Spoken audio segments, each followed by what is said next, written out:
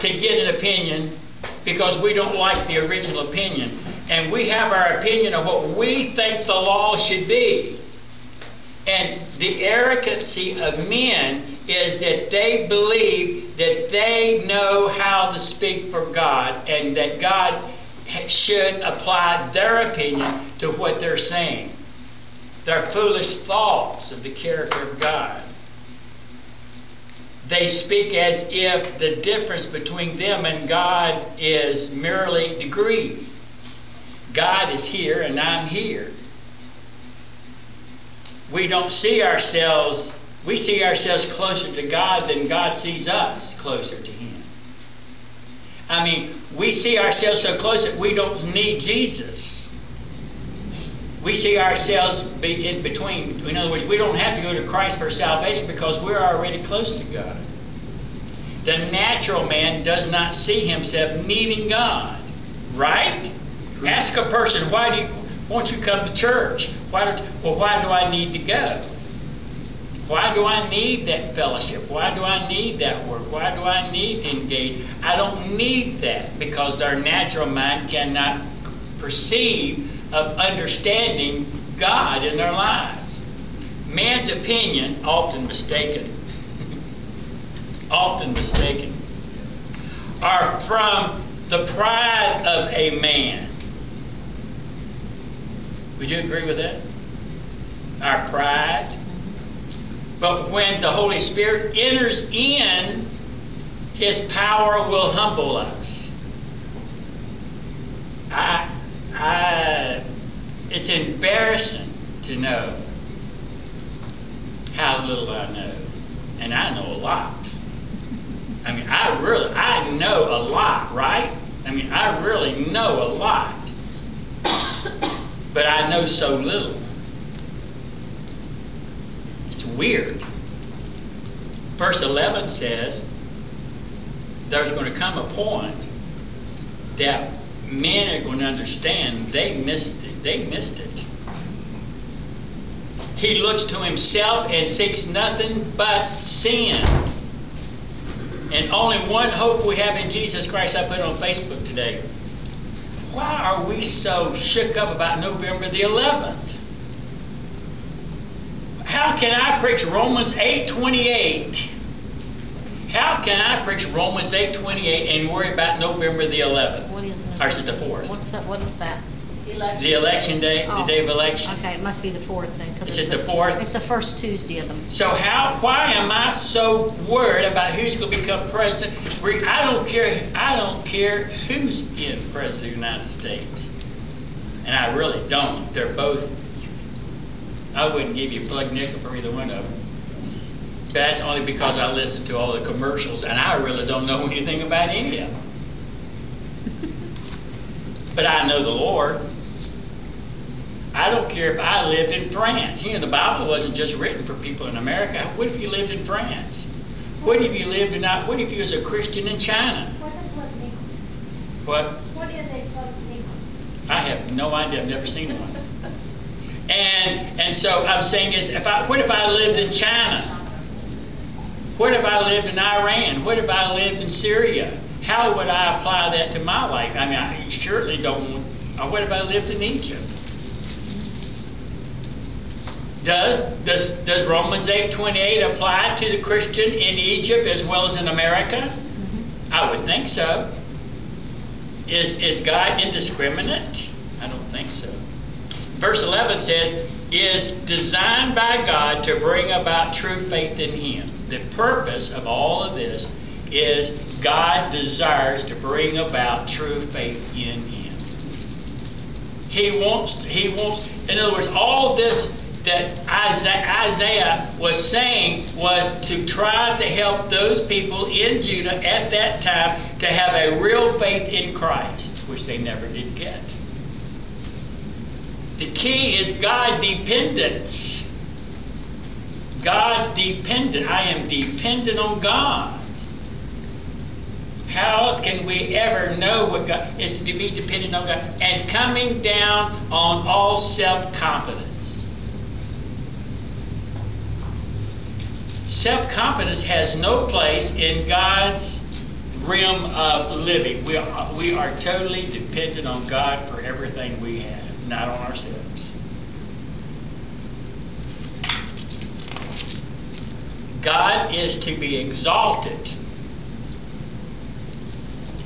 and not to be put in the same level as man. We can never become gods.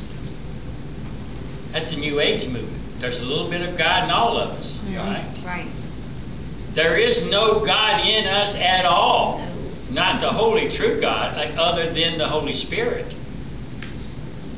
But God exalted. Number one, His love of principles. His law, the rule. His glory, the end of all our actions. His glory, the end of all of our actions. Entertaining, elevating apprehension of His infinite, majestic grace. In other words, we have such a majestic, infant, majestic apprehension of who He is. We exercising stability, affection towards Him. There's the exercise that we have in our spirit is that we have an affection towards Him. How much do you love? Who's somebody you love that just affects you when you mention their name? It just, I know. What's her name? Ava. Yeah. I'm beginning to sense that because when Eric calls and Abby giggles, there's that internal something other that just flows. You know, I had an experience. You know, you remember when we were talking about that? I'm not going to be that way. Yeah. Remember that? You're not? Yeah. You remember? No, I'm not. And But we knew that wasn't true. and let me share with you something else. When I talked to June Spencer Arrington, June Spencer this week, and I hadn't talked to her in 50 years. When I talked to her, my heart just pounded. When I talked to June, the other June, Woods, what was her middle? That was June Arrington. June Arrington Woods, and she said we had all the girls got together this week with the 7 girls, and they're all my age. She said we started talking about you, and she said Ann had a crush on you, and my heart just went I'm going back 50 years ago. And then when I saw my fiance in 1966, 64, I'm telling you, it was great. Yeah. When I mention charity, Picture yesterday on the internet. when I mention charity, there is an internal outflowing of love that is unspeakable and full of glory. Right? That's the emotion.